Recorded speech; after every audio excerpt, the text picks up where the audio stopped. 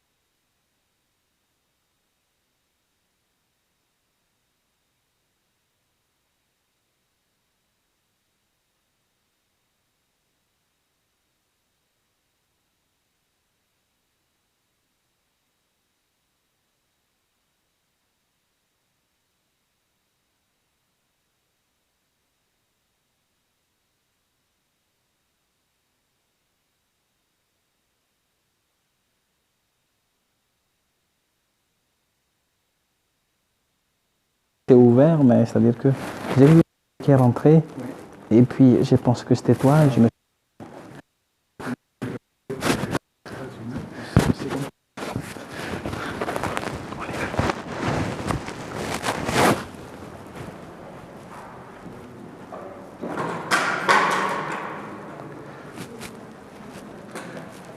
On peut commencer.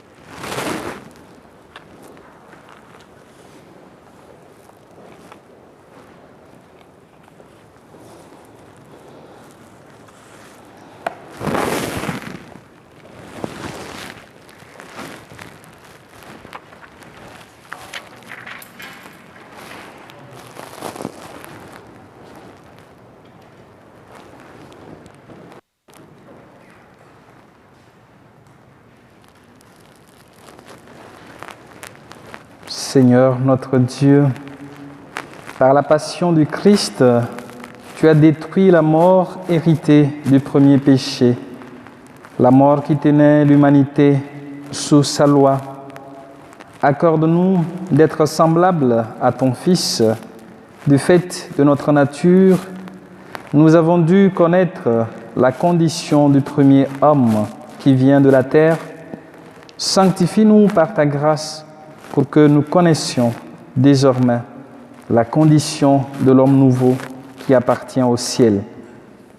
Par Jésus le Christ notre Seigneur.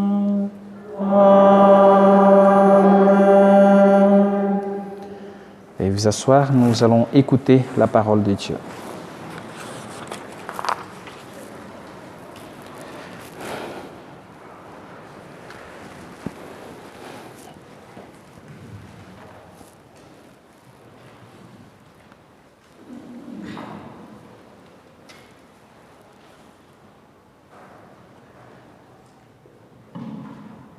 Lecture du livre du prophète Isaïe. Mon serviteur réussira, dit le Seigneur. Il montera, il s'élèvera, il sera exalté. La multitude avait été consternée en le voyant, car il était si défiguré qu'il ne ressemblait plus à un homme. Il n'avait plus l'apparence d'un fils d'homme. Il étonnera de même une multitude de nations. Devant lui, les rois resteront bouche bée, car ils verront ce que jamais on ne leur avait dit. Ils découvriront ce dont ils n'avaient jamais entendu parler. Qui aurait cru que nous avons entendu? Le bras puissant du Seigneur, à qui s'est-il révélé? Devant lui, le serviteur a poussé comme une plante chétive, une racine dans une terre aride. Il était sans apparence, ni beauté qui attire dans le regard. Son aspect n'avait rien pour nous plaire. Méprisé, abandonné des hommes, homme de douleur, familier de la souffrance, il était pareil à celui devant qui on se voile la face. Et nous l'avons méprisé, compté pour rien. En fait, c'était nos souffrances qu'il portait, nos douleurs dont il était chargé. Et nous pensions qu'il était frappé, meurtri par Dieu, humilié. Or, c'est à cause de nos révoltes qu'il a été transpercé, à cause de nos fautes qu'il a été broyé. Le châtiment qui nous donne la paix a pesé sur lui. Par ses blessures, nous sommes guéris. Nous étions tous errants comme des brebis. Chacun suivait son propre chemin. Mais le Seigneur a fait retomber sur lui nos fautes à nous tous. Maltraité, il s'humilie, il n'ouvre pas la bouche. Comme un agneau conduit à l'abattoir, comme une brebis muette devant les tondeurs, il n'ouvre pas la bouche. Arrêté, puis jugé, il a été supprimé. Qui donc s'est inquiété de son sort? Il a été retranché de la terre des vivants, frappé à mort pour les révoltes de son peuple. On a placé sa tombe avec les méchants, son tombeau avec les riches. Et pourtant, il n'avait pas commis de violence. On ne trouvait pas de tromperie dans sa bouche. Broyé par la souffrance, il a plu au Seigneur. S'il remet sa vie en sacrifice de réparation, il verra une descendance, il prolongera ses jours. Par lui, ce qui plaît au Seigneur réussira. Par suite de ses tourments, il verra la lumière, la connaissance le comblera. Le juste, mon serviteur, justifiera les multitudes, il se chargera de leurs fautes. C'est pourquoi, parmi les grands, je lui donnerai sa part. Avec les puissants, il partagera le butin, car il s'est dépouillé lui-même jusqu'à la mort, et il a été compté avec les pécheurs. Alors qu'il portait le péché des multitudes et qu'il intercédait pour les pécheurs. Parole du Seigneur. Nous rendons grâce à Dieu.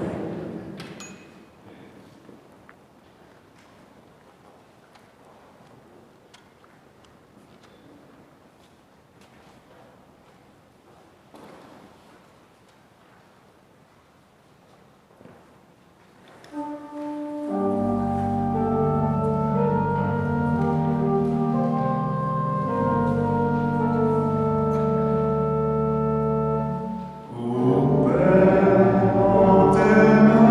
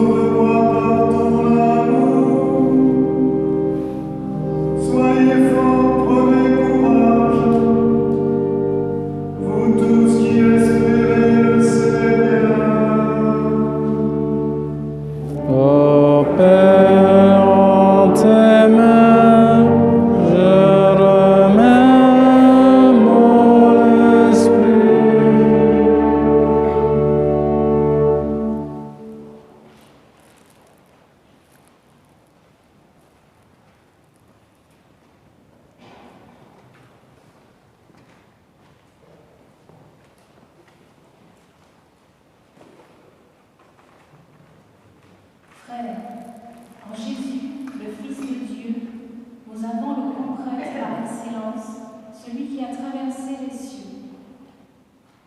Tenons donc ferme l'affirmation de notre foi. En effet, nous n'avons pas un grand prêtre incapable de compatir à nos faiblesses, mais un grand prêtre éprouvé en toutes choses, à notre ressemblance, excepté le péché. Avançons-nous donc avec assurance vers le trône de la grâce pour obtenir miséricorde et recevoir en temps voulu la grâce de son secours. Le Christ, pendant les jours de sa vie dans la chair, offrit avec un grand cri et dans les larmes des prières et des supplications à Dieu qui pouvait le sauver de la mort, et il fut exaucé en raison de son grand respect. Bien qu'il soit le Fils, il a pris par ses souffrances l'obéissance et conduit à sa perfection. Il est devenu pour tous ceux qui lui obéissent la cause du salut éternel. Parole du Seigneur. Nous rendons grâce à Dieu.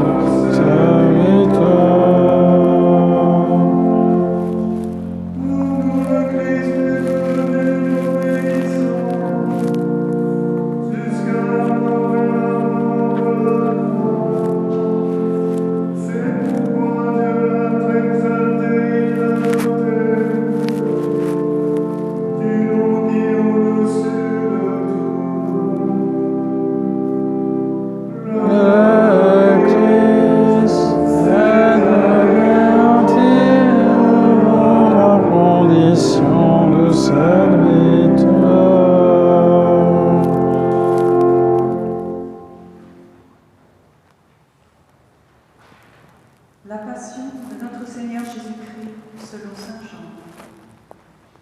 En ce temps-là, après le repas, Jésus sortit avec ses disciples et traversa le torrent du Cédron. Il y avait là un jardin dans lequel il entra avec ses disciples. Judas, qui le livrait, connaissait l'endroit lui aussi, car Jésus et ses disciples s'y étaient souvent réunis.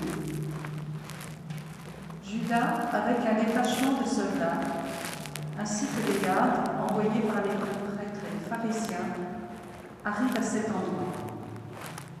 Ils avaient des lanternes, des torches et des armes.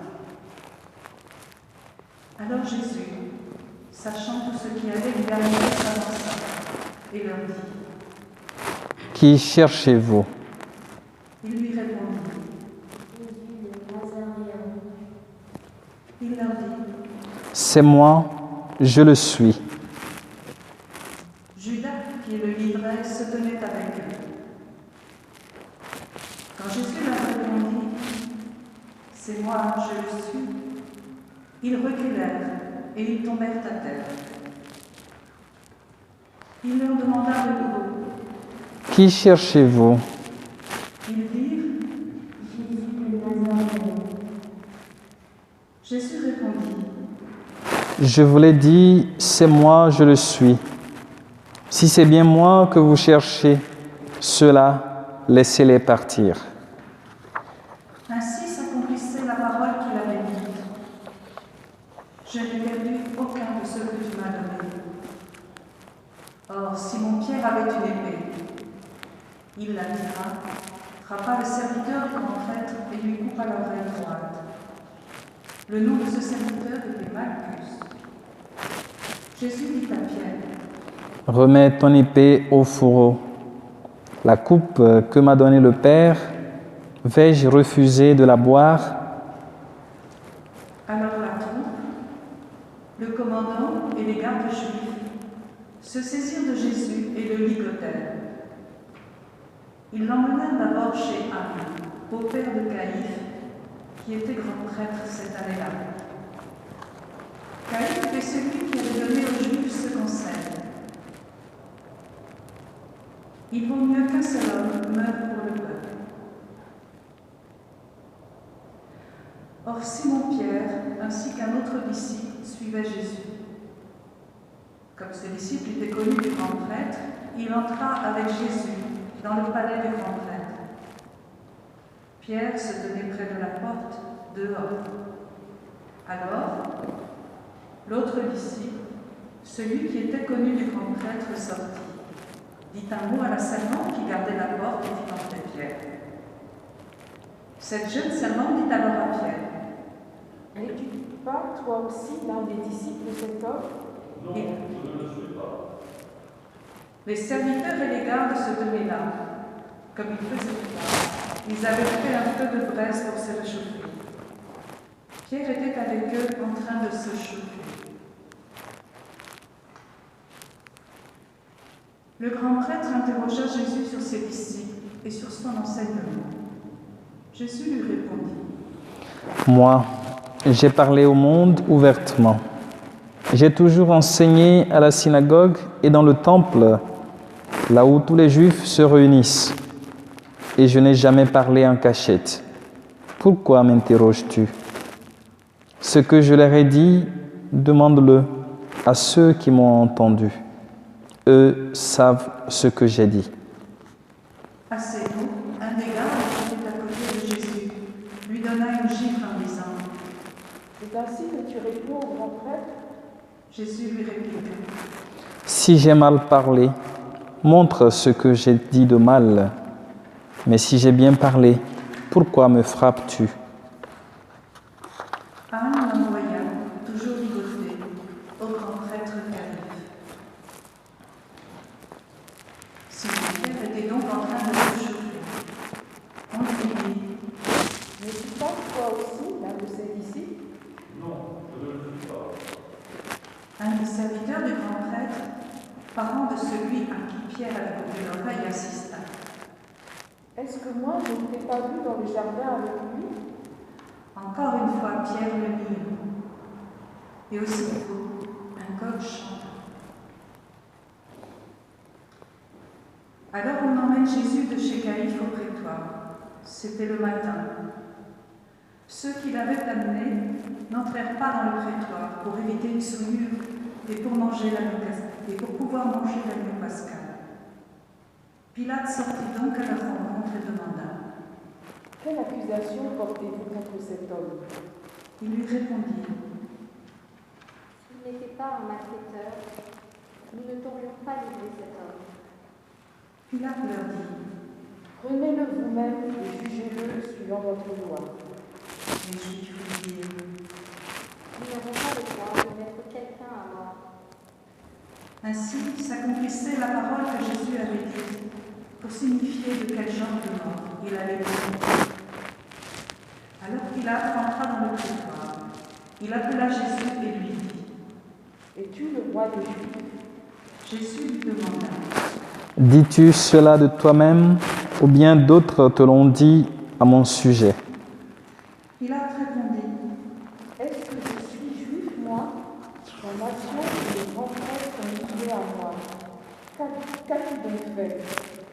Jésus déclara: Ma royauté n'est pas de ce monde. Si ma royauté était de ce monde, j'aurais des gardes qui se seraient battus pour que je ne sois pas livré aux Juifs. En fait, ma royauté n'est pas d'ici. Pilate lui dit: Alors tu es roi?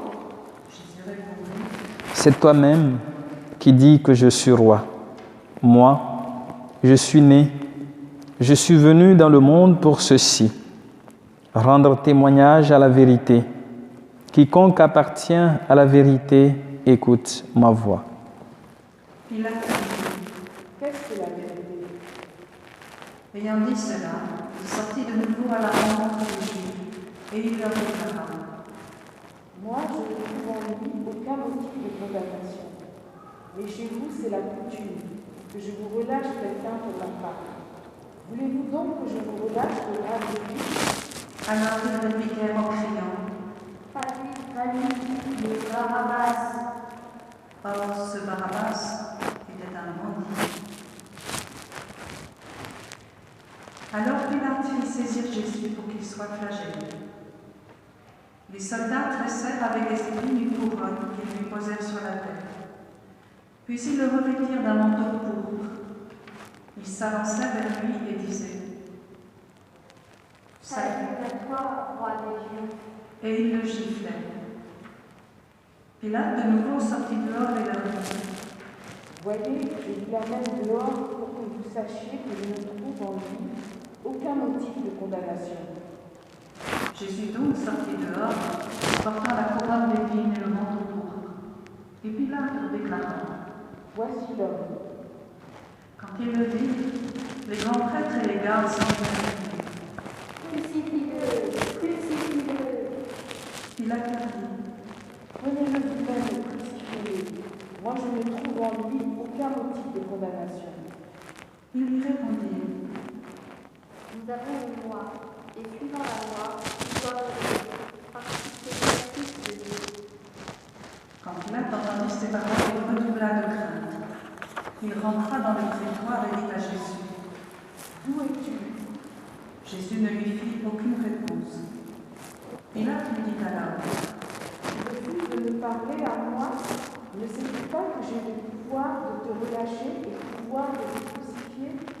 Jésus répondit Tu n'aurais aucun pouvoir sur moi si tu ne l'avais reçu d'en haut. C'est pourquoi celui qui m'a livré à toi porte un péché plus grand. Dès lors, Pilate cherchait à le relâcher. Mais les Juifs se mirent à crier. Si tu le relâches, tu n'es pas un ami de l'empereur. Quiconque se fait roi s'oppose à l'empereur. En entendant ces paroles, Pilate amena Jésus au tribunal. Il le fit asseoir sur une estrade, au pays de dallage, en hébreu Gabbatha. C'était le jour de la préparation de la Pâque, vers la 6e heure, environ midi. Pilate dit aux Juifs Voici votre roi. Alors ils crièrent À mort, crucifie-le. Pilate leur dit Vais-je crucifier votre roi? Les grands prêtres répondirent Il n'y a pas roi que l'empereur. Alors, il leur livra Jésus pour qu'il soit crucifié.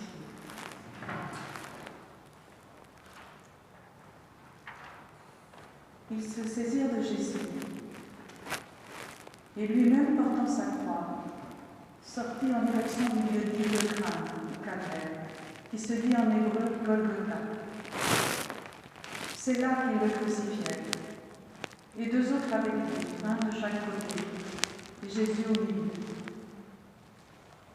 Pilate avait rédigé un écriteau qui fut placé sur la croix. Il était écrit « Jésus le Nazaréen, roi des Juifs ».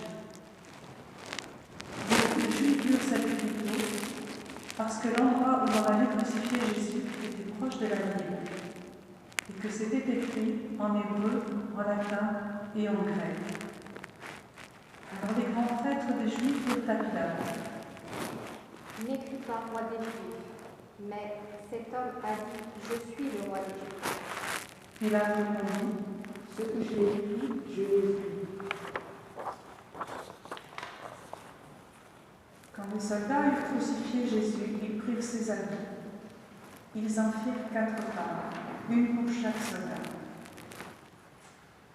Ils prirent aussi la tunique. C'était une tunique sans couture, tissée tout d'une pièce de haut en bas. Alors ils se dirent entre eux Ne la déchirons pas. Désignons par le sang celui qui l'aura. Ainsi s'accomplissait la parole de l'Écriture. Ils se sont partagés les habits. Ils ont tiré au sort pour être vivants. C'est bien ce que firent les soldats. Or, près de la croix de Jésus se tenait sa mère, et la sœur de sa mère, Marie, femme de Cléophas, et Marie-Madeleine.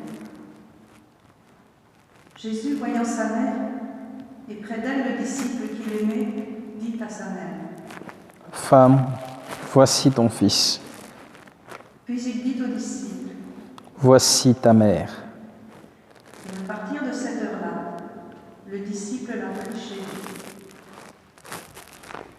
Après cela, sachant que tous les hommes étaient achevés, pour que l'Écriture s'accomplisse jusqu'au bout, Jésus dit. J'ai soif.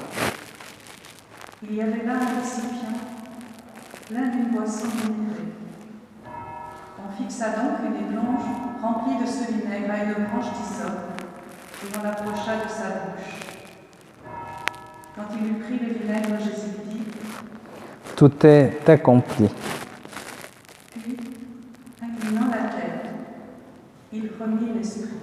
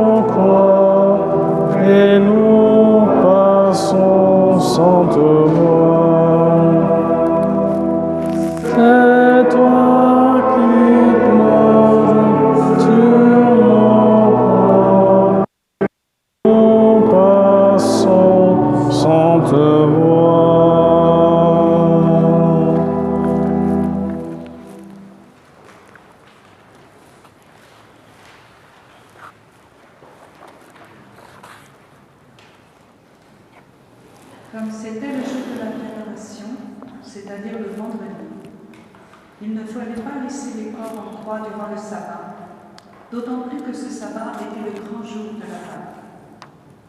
Aussi les Juifs demandèrent à Pilate qu'on enlève les corps après leur avoir brisé les jambes.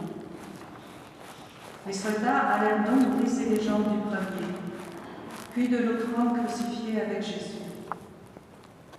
Quand ils arrivèrent à Jésus, voyant qu'il était déjà mort, ils ne lui brisèrent pas les jambes.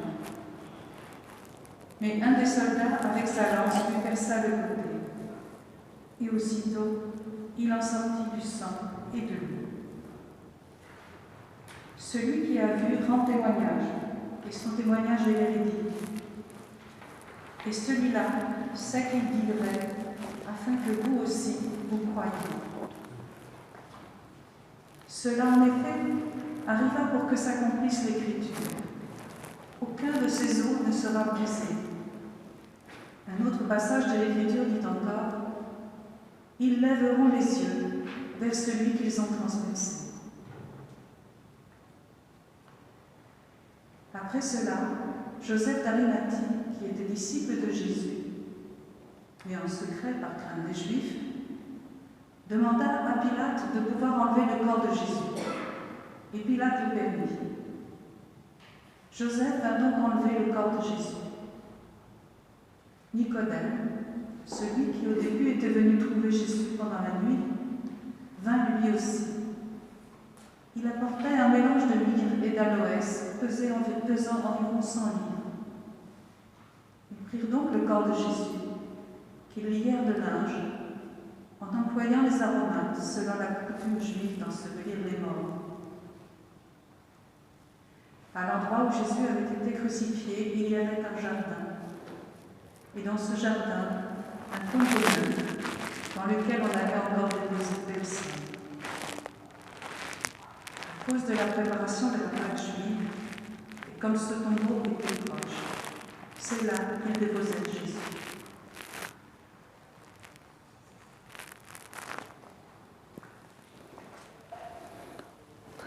S'il vous plaît.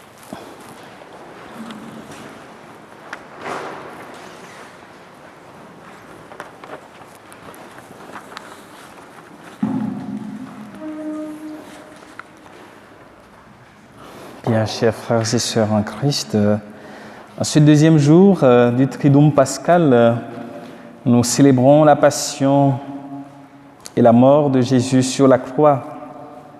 Vous avez déjà commencé avec le chemin de croix. Et en célébrant la passion et la mort de Jésus, le vendredi saint reste un jour qui nous plonge dans le grand silence. Et c'est pour ça que la célébration a commencé par un temps de silence. Les 4 évangiles ou les 4 évangélistes nous rapportent la passion de Jésus, chacun à sa manière. Et le vendredi saint, l'Église nous propose la version de Saint Jean que nous venons d'écouter. Saint Jean nous présente la passion et la mort de Jésus comme l'exaltation de Jésus. Cette idée d'exaltation qui revient dans plusieurs passages de l'évangile de Saint Jean. Par exemple, comme Moïse éleva le serpent dans le désert, ainsi faut-il que soit élevé le Fils de l'homme. Jean 3, 14. C'est dans sa rencontre aussi avec Nicodème où Jésus rappelle qu'il faut qu'il soit élevé pour que l'humanité ait la vie éternelle. Il y a aussi, quand vous aurez élevé le Fils de l'homme, que Saint Jean nous décrit comme le triomphe, la glorification et la révélation de la divinité de Jésus. Ils lèveront les yeux vers celui qu'ils ont transpercé. Dans la passion de Jésus, il est arrêté, jugé et condamné à mort par crucifixion. Son enseignement le fait, ou le fait qu'il s'associe à tous les laissés pour compte par ses actes posés, même le jour du sabbat dans le temple, et bien d'autres sont qualifiés comme des actes blasphémateurs. Nous venons de l'entendre, qu'il soit crucifié parce qu'il s'est prétendu Fils de Dieu. La résurrection de Lazare, que nous avons médité le 5e dimanche lors du 3e scrutin, n'a pas aussi arrangé les choses pour Jésus. La crucifixion, frères et sœurs, est une mort horrible qui fait souffrir le crucifié, qui meurt lentement, asphyxié. La crucifixion était réservée aux criminels, aux grands bandits et à ceux qui criaient des soulèvements politiques. C'était pour décourager les potentiels révolutionnaires. Mais c'était aussi une loi qui s'appliquait dans les provinces romaines, aux non-citoyens romains. Et le condamné portait lui-même sa croix pour parcourir tout un trajet jusqu'au lieu de sa crucifixion. Voilà le sort qui est réservé à Jésus. vu comme blasphémateur et révolutionnaire. Il est chargé de sa croix. Son corps est couvert de blessures, des coups qu'il reçoit. Il est insulté et méprisé. Et ceci nous renvoie au 4e hymne du serviteur souffrant du prophète Isaïe que nous avons entendu en première lecture. Méprisé, abandonné des hommes, homme de douleur, familier de la souffrance, il était pareil à celui devant qui on se voile la face. Isaïe 53, verset 3. Et Saint Jean décrit Jésus qui porte tout seul sa croix, mais avec l'aide du Père, qui est toujours avec lui. La croix, chers frères et sœurs, pour nous aujourd'hui, n'est plus signe de scandale, mais le lieu de la gloire de notre Rédempteur. C'est le symbole de la défaite de la haine, c'est le symbole de la victoire de la vie sur la mort. Elle reste le signe de notre rédemption. Frères et sœurs, la mort de Jésus sur la croix est une mort brutale et horrible, et elle exprime le don total de soi que Jésus fait de toute sa vie.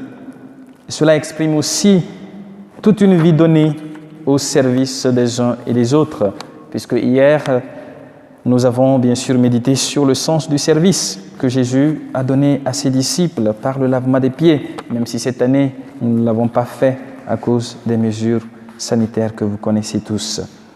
Le sens chrétien du sacrifice trouve son profond accomplissement dans le don total de Jésus pour l'humanité. Aucun sacrifice rituel ne peut remplacer le don total d'une vie existentielle. Et c'est dans sa chair qu'il nous sauve par le don de sa vie. Hébreux 4, verset 15. Jésus s'offre à Dieu en se livrant lui-même aux hommes. Rappelait le cardinal Ratzinger dans Introduction au christianisme. Dieu n'a pas demandé une mort sacrificielle. Et la mort de Jésus n'est pas voulue par Dieu pour un apaisement quelconque, comme on peut le penser. Jésus est mort à cause de son style de vie, parce qu'il est resté fidèle à sa mission et à son enseignement sur le règne de Dieu. Sa mort est l'accomplissement extrême de son amour pour l'humanité, parce que Dieu a tant aimé le monde qu'il lui a donné son Fils, non pas pour qu'il le juge, mais pour qu'il le sauve, nous rapporte également Saint Jean. Jésus s'est donné jusqu'au bout. Il est vraiment allé jusqu'à la fin, jusqu'à la limite et au-delà de la limite. Il a réalisé la totalité de l'amour. Il s'est donné lui-même, rapporte encore Joseph Ratzinger dans Jésus de Nazareth. C'était une mort horrible et honteuse parce que le crucifié était déshumanisé, désacralisé, une mort réservée à ceux qui sont maudits de Dieu selon la loi, comme nous pouvons lire, si un homme coupable d'un crime capital a été mis à mort et que tu l'aies pendu à un arbre, son cadavre ne pourra pas être laissé la nuit sur l'arbre, tu l'enterreras le jour même, car un pendu est une malédiction de Dieu. Deutéronome 21, versets 22 à 23. Et ceci montre pourquoi les premiers chrétiens voyaient comme s'ils étaient eux aussi condamnés à une fin honteuse. Le sens de la croix, pour nous aujourd'hui, est tout autre. Il est peut-être plus facile pour nous, parfois, de ne pas ressentir le poids que cela fait parce que nous portons des crucifixes comme des bijoux ou comme des colliers et autres. Nous avons nos croix sur nous. Mais prenons le temps, frères et sœurs, en ce jour où nous allons vénérer la croix, de la regarder. Prenons le temps de la vénérer. Prenons le temps de regarder celui qui a donné sa vie pour nous tous par amour, le Christ. Dans notre souffrance de chaque jour, tournons-nous aussi vers lui, implorons notre grand prêtre qui compatit à nos faiblesses, comme l'auteur de la lettre aux Hébreux nous l'a rappelé dans la deuxième lecture de ce jour. La souffrance est une sombre réalité et Jésus nous aide à passer le cap de la souffrance. Et c'est par sa résurrection qu'il change les ténèbres en lumière et nous donne de comprendre ce qui est irrationnel, ce que nous n'arrivons pas parfois à comprendre. Face à toutes les formes de souffrance, face aux innocents qui meurent chaque jour, frères et sœurs, c'est la réalité de Jésus qui doit nous inspirer. Portons ainsi la souffrance de l'humanité à Dieu le Père à travers nos croix de chaque jour. Amen.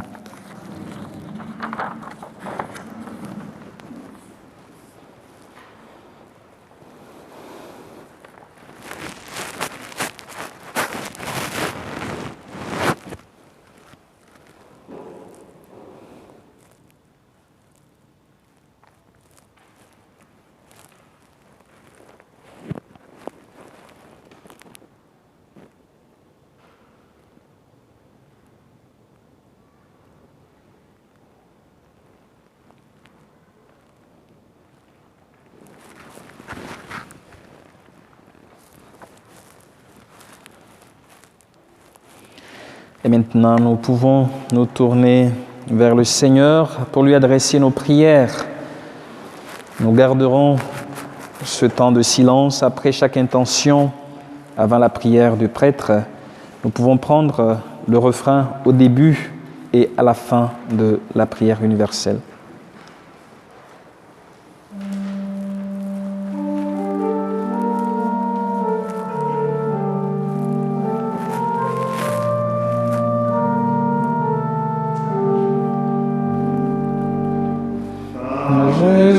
Jésus-Christ, mon serviteur, nous te prions, Seigneur.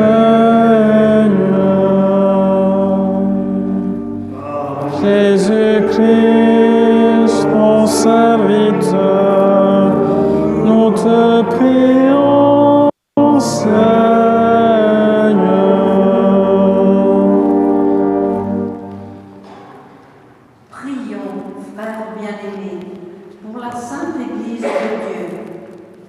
Que le Père Tout-Puissant lui donne la paix et l'unité, qu'il la protège dans tout l'univers et qu'il nous accorde une vie calme et paisible pour que nous rendions grâce à Dieu.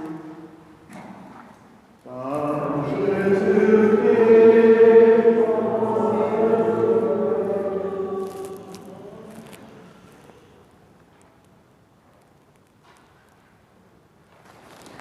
Dieu éternel et tout-puissant, dans le Christ, tu as révélé ta gloire à tous les peuples. Protège l'œuvre de ton amour, afin que ton Église, répandue par tout l'univers, demeure inébranlable dans la foi pour proclamer ton nom. Par Jésus le Christ notre Seigneur.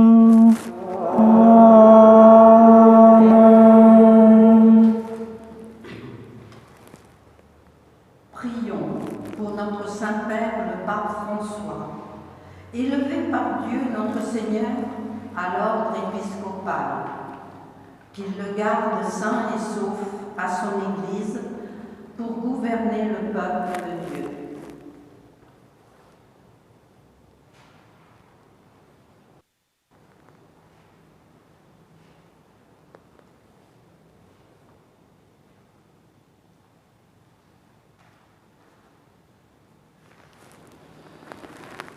Dieu éternel et tout-puissant, dont la sagesse organise toutes choses, daigne écouter notre prière. Protège avec amour le pape François que tu as choisi, afin que, sous la conduite de ce pasteur, le peuple chrétien que tu gouvernes progresse toujours dans la foi. Par Jésus le Christ notre Seigneur. Amen.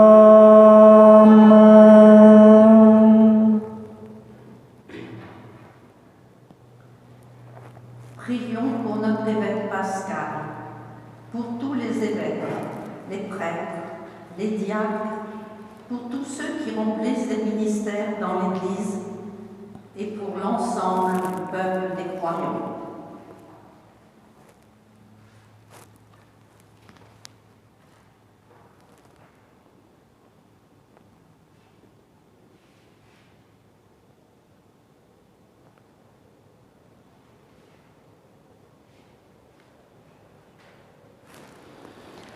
Dieu éternel et tout-puissant, dont l'Esprit sanctifie et gouverne le corps entier de l'Église, exauce les prières que nous t'adressons pour tous les ordres de fidèles qui la composent, que chacun d'eux, par le don de ta grâce, te serve avec fidélité.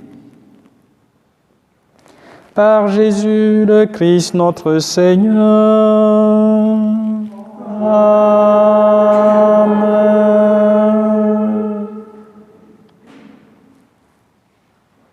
Prions pour nos catéchumènes. Que Dieu notre Seigneur ouvre leur intelligence et leur cœur et les accueille dans sa miséricorde.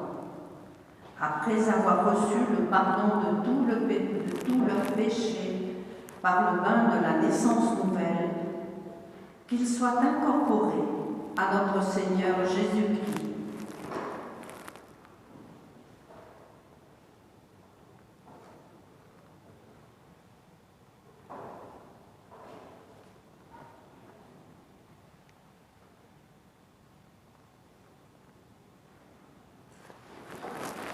Dieu éternel et tout-puissant, toi qui assures toujours la fécondité de ton Église, augmente en nos catéchumènes l'intelligence et la foi, qu'ils renaissent à la source du baptême et prennent place parmi tes enfants d'adoption. Par Jésus le Christ notre Seigneur. Amen.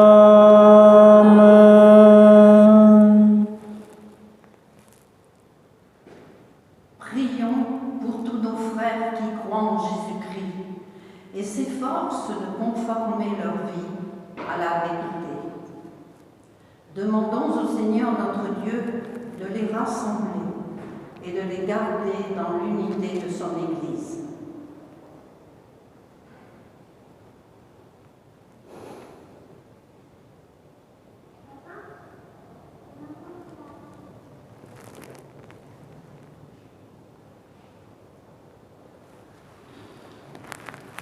Dieu éternel et tout-puissant, toi qui rassembles ce qui est dispersé et qui fais l'unité de ce que tu rassembles, regarde avec amour l'Église de ton Fils.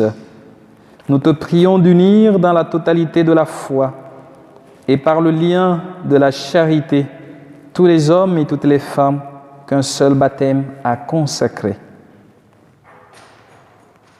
Par Jésus le Christ notre Seigneur. Amen.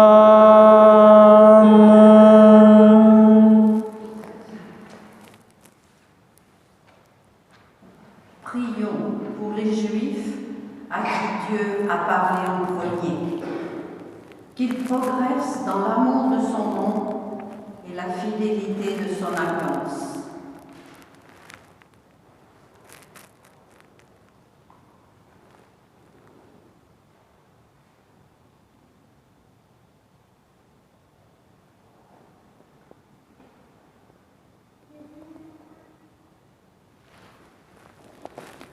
Dieu éternel et tout-puissant, toi qui as choisi Abraham et sa descendance pour en faire les fils de ta promesse, conduis à la plénitude de la rédemption, le premier peuple de l'Alliance, comme ton Église t'en supplie. Par Jésus le Christ notre Seigneur. Amen.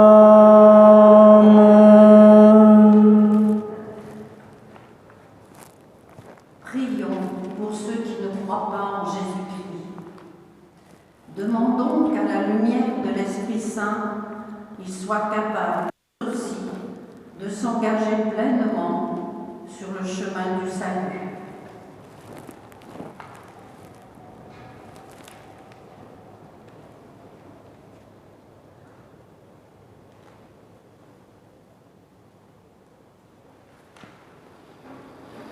Dieu éternel et tout-puissant, donne à ceux qui ne croient pas au Christ d'aller sous ton regard avec un cœur sincère afin de parvenir à la connaissance de la vérité et donne-nous de mieux nous aimer les uns les autres et d'ouvrir davantage notre vie à la tienne pour être dans le monde de meilleurs témoins de ton amour.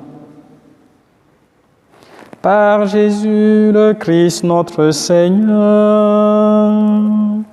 Amen.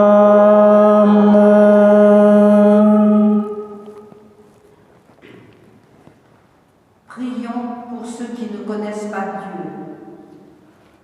Demandons qu'en obéissant à leur conscience, ils parviennent à le reconnaître.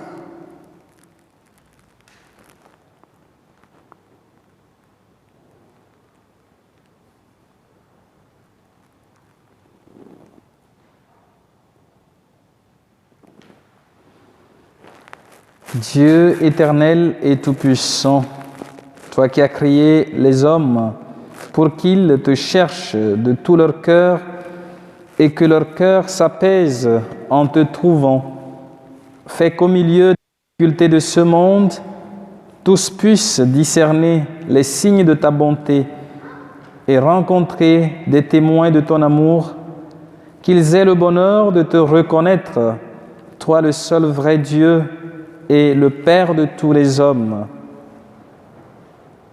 Par Jésus le Christ notre Seigneur. Amen.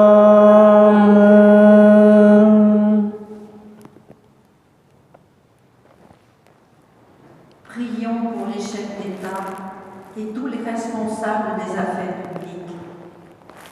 Que le Seigneur notre Dieu dirige leur esprit et leur cœur selon sa volonté pour la paix et la liberté de tous.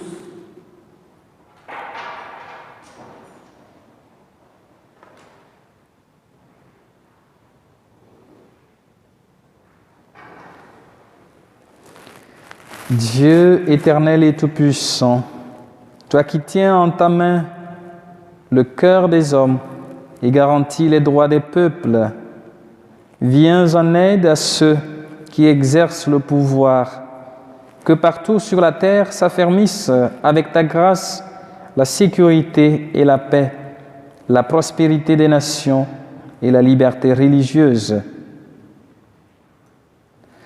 Par Jésus le Christ notre Seigneur. Amen.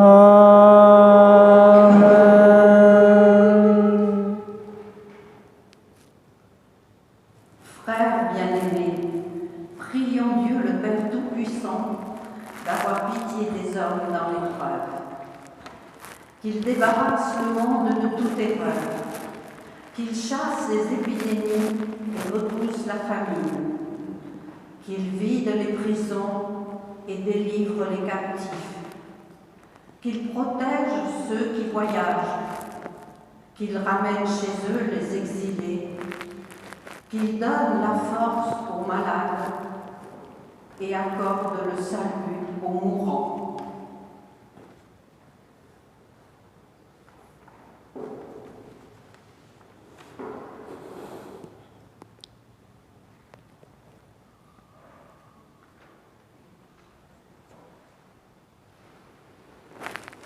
Dieu éternel et tout-puissant, consolation des affligés, force de ceux qui peinent, entends les prières des hommes et des femmes qui t'appellent, quelle que soit leur souffrance, qu'ils aient la joie de trouver dans leur détresse le secours de ta miséricorde.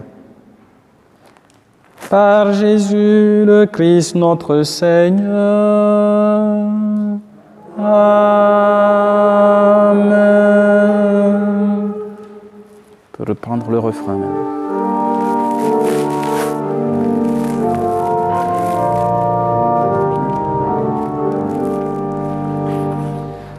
Par Jésus-Christ, ton serviteur, nous te prions, Seigneur.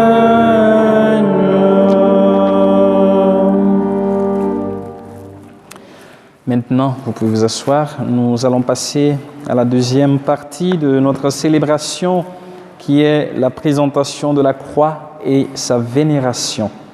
Donc nous continuons par garder ce silence le temps que j'aille chercher la croix que nous allons vénérer.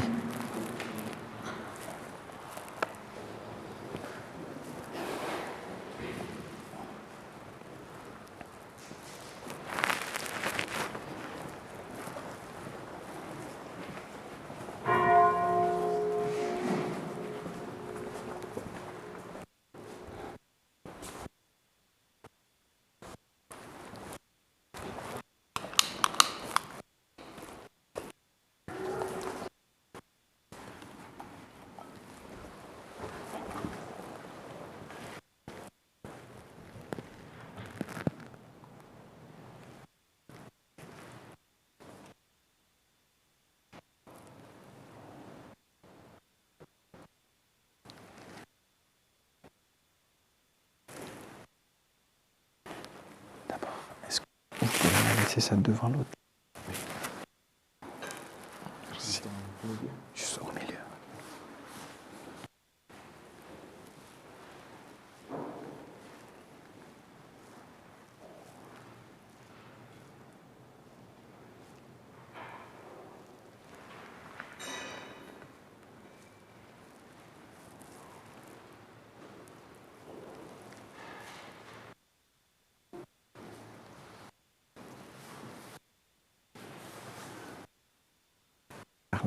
Principal.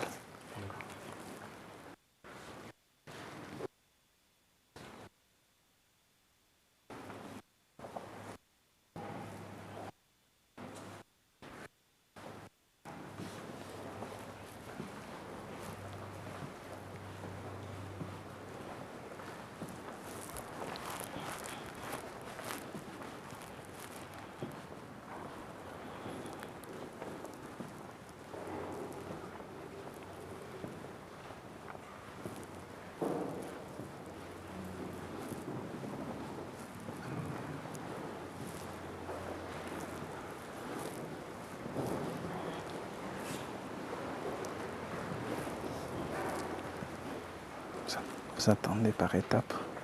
On avance jusqu'ici.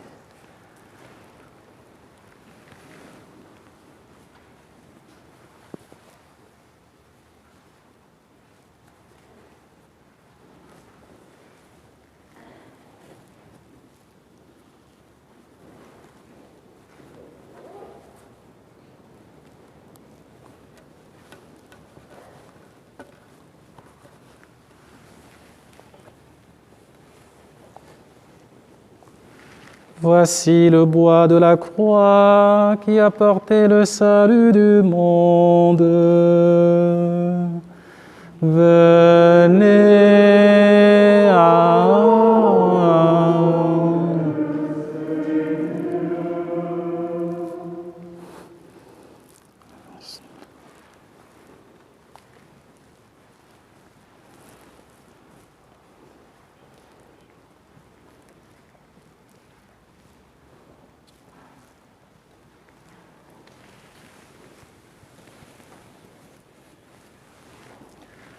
Voici le bois de la croix qui a porté le salut du monde.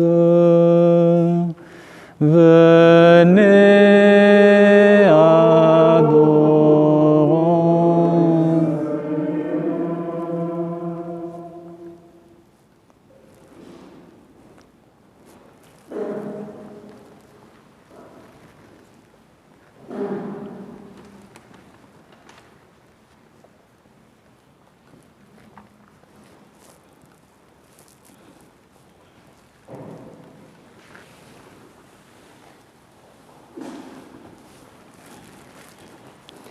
Voici le bois de la croix qui a porté le salut du monde. Venez, adorons le Seigneur.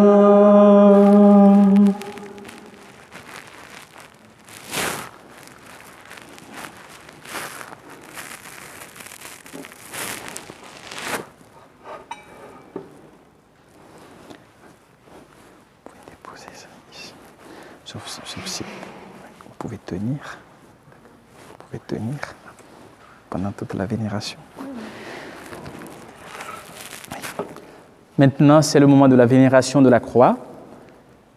Nous allons venir en respectant les mesures sanitaires, la distanciation. Malheureusement, cette année, on ne peut pas toucher comme habituellement nous le faisons.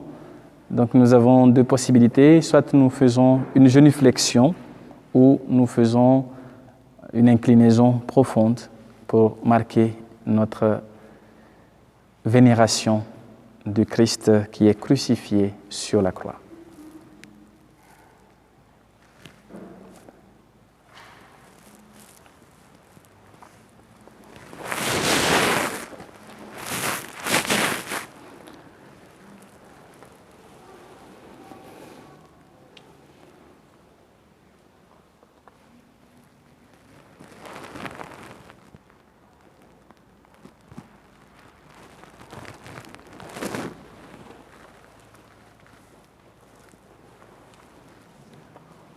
Chanter sur les... On peut commencer par ceux qui sont derrière, comme on vient pour la communion.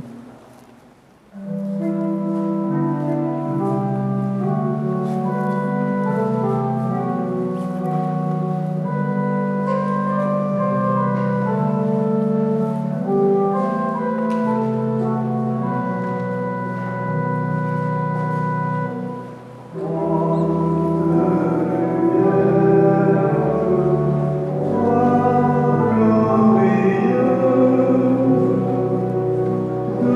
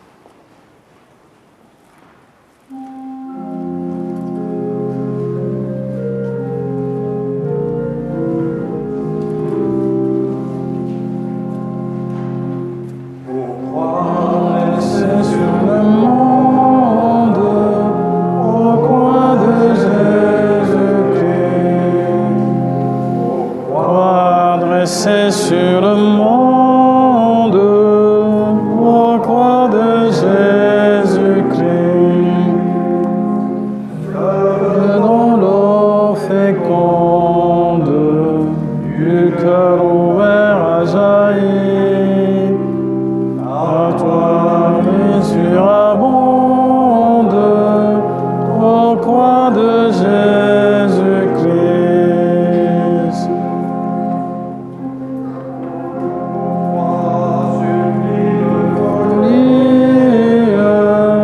Ô croix de Jésus-Christ,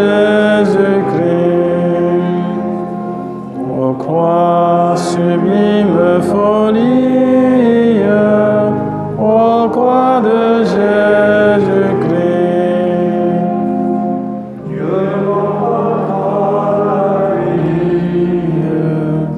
et nous rachète à grand prix. L'amour de Dieu est folie, ô croix de Jésus-Christ.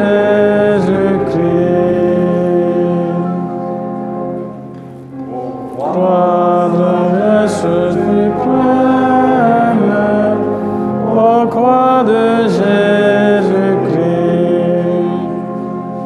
Ô croix sagesse suprême, ô croix de Jésus-Christ.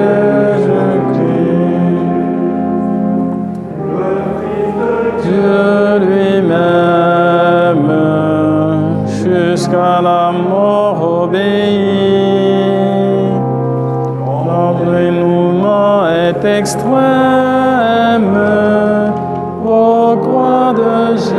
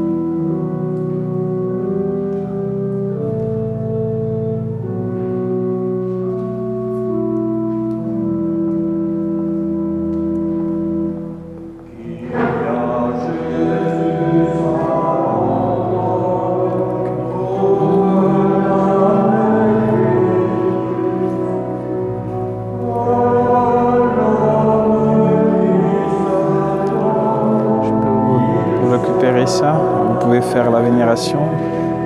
Je peux vous récupérer. Vous pouvez faire la vénération.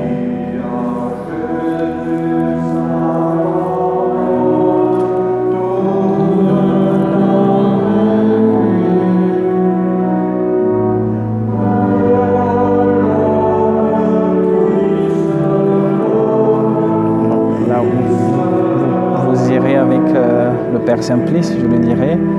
Et puis après la quête pour revenir avec le Saint Trésor. Donc vous irez à la sacristie avec Père Simplice qui viendra après la quête pour l'accompagner pour ramener la Sainte Réserve. Merci.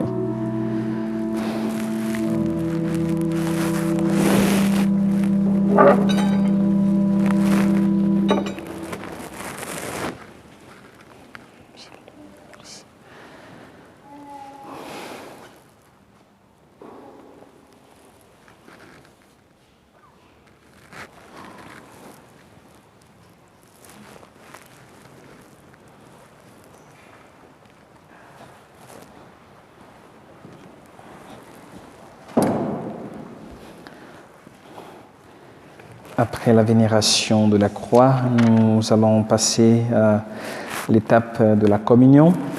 Et puis avant la communion, nous allons faire la quête. C'est une quête annuelle qui va au bénéfice des œuvres de l'Orient. Donc c'est une quête qui va soutenir l'entretien, le maintien des lieux de pèlerinage dans la Terre Sainte en Israël. Donc merci beaucoup pour votre générosité.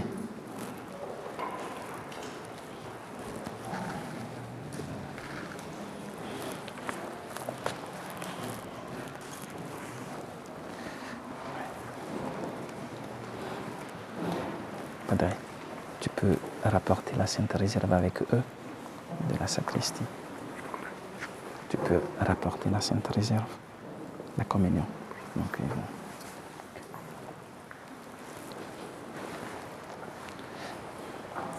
Donne-moi ça. Allez-y.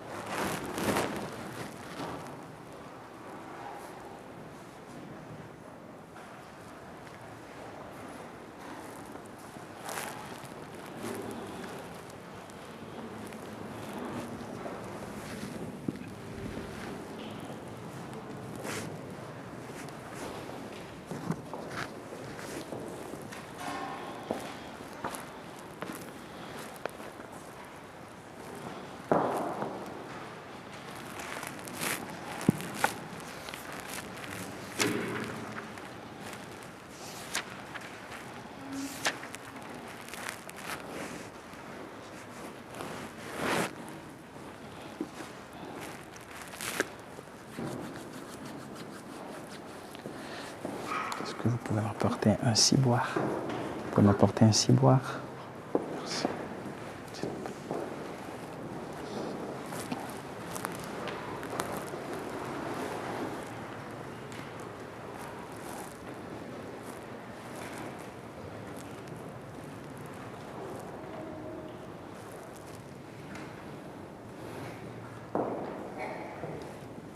D'accord. Merci.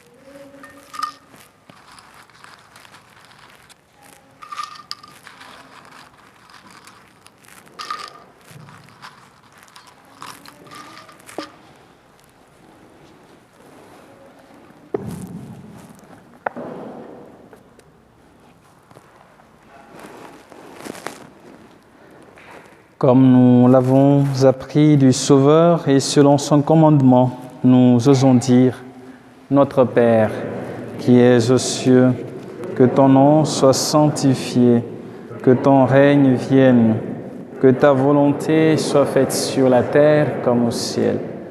Donne-nous aujourd'hui notre pain de ce jour. Pardonne-nous nos offenses, comme nous pardonnons aussi à ceux qui nous ont offensés. Et ne nous laisse pas entrer en tentation, mais délivre-nous du mal. Délivre-nous de tout mal, Seigneur, et donne la paix à notre temps. Par ta miséricorde, libère-nous du péché. Rassure-nous devant les épreuves en cette vie où nous espérons le bonheur que tu promets et l'avènement de Jésus-Christ, notre Sauveur.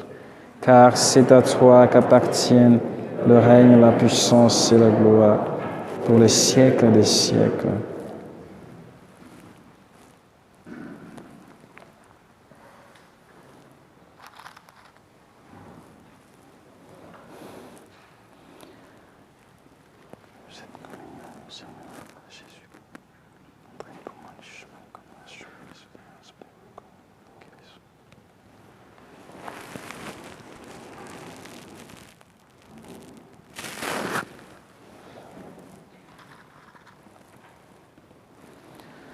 Heureux les invités au repas du Seigneur. Voici l'agneau de Dieu qui enlève le péché du monde. Seigneur, je ne suis pas digne de te recevoir, mais dis seulement une parole et je suis.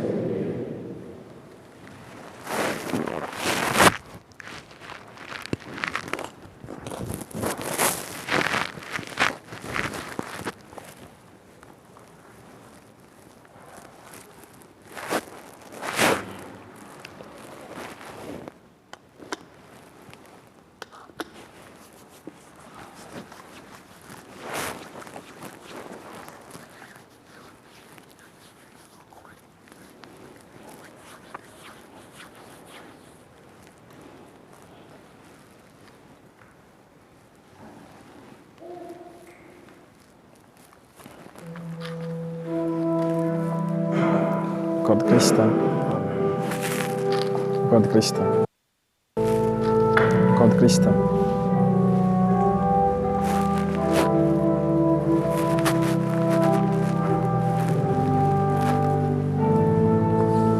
Cor de Cristo. Cor de Cristo.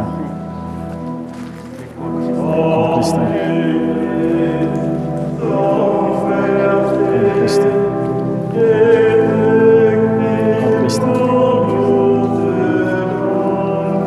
Cristo. Cor de Cristo.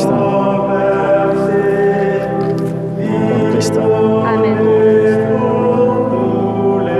Cor de Cristo. Cor de Cristo. Cor de Cristo. Cor de Cristo.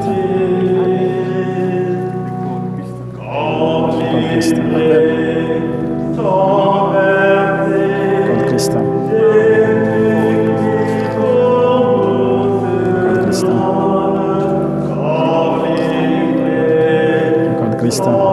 Cristo.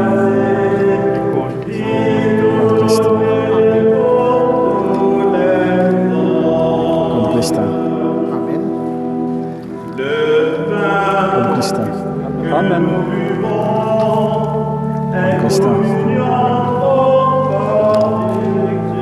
Cor de Cristo. Cor de Cristo. Cor de Cristo.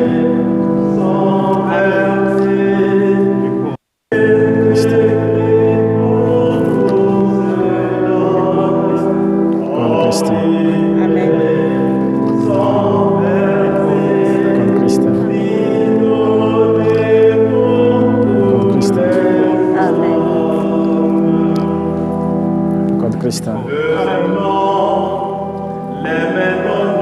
Cor de Cristo. Amen. Cor de Cristo. Cor de Cristo.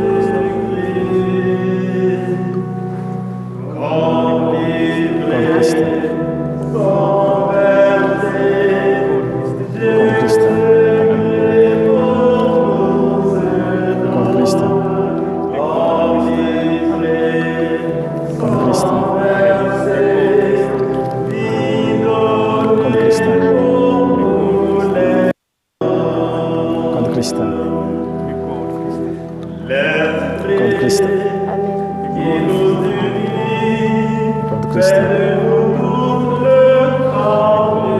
Corps de Christ.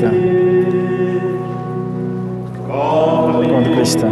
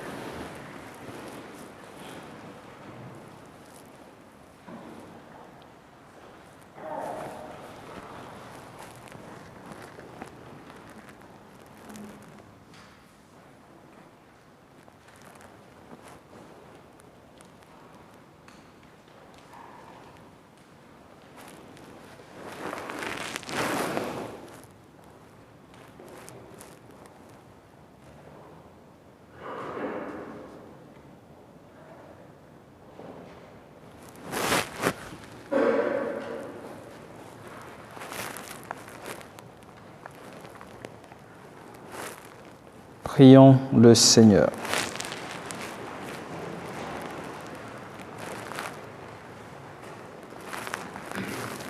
Dieu de puissance et de miséricorde, toi qui nous as renouvelés par la mort et la résurrection de ton Fils, entretiens en nous l'œuvre de ton amour, que notre communion à ce mystère consacre notre vie à ton service. Par Jésus le Christ notre Seigneur. Amen.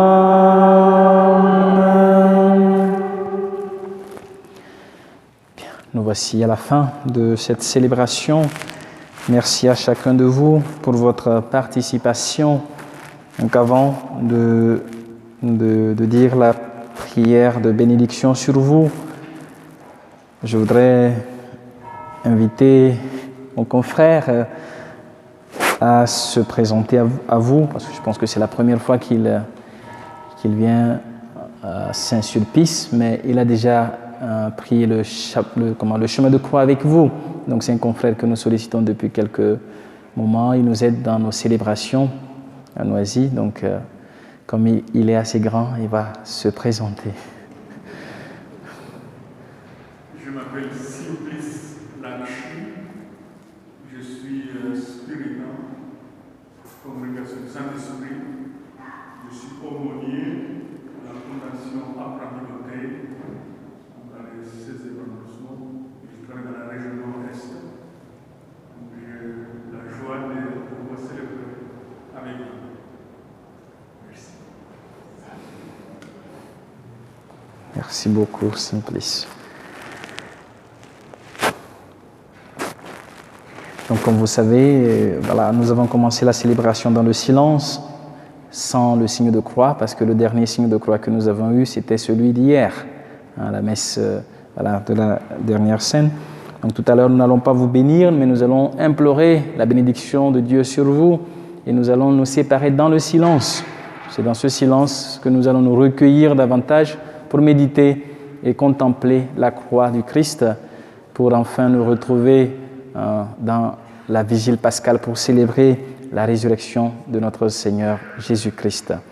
Pour le programme de demain, je sais que demain après-midi, il y aura une célébration des Fata pour les catéchumènes qui seront baptisés dimanche pendant la messe de la veillée à 6h30. Mais je ne sais pas l'horaire, donc regardez sur l'application ou le site de la paroisse, ça vous permet d'avoir l'horaire pour ceux qui veulent bien sûr vivre ça avec les catéchumènes. Père, nous allons ensemble étendre la main.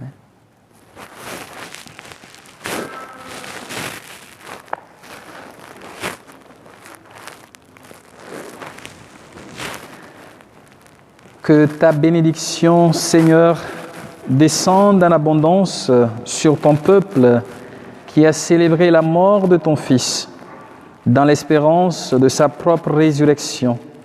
Accorde-lui pardon et réconfort, augmente sa foi, assure son éternelle rédemption. Par Jésus le Christ notre Seigneur. Amen.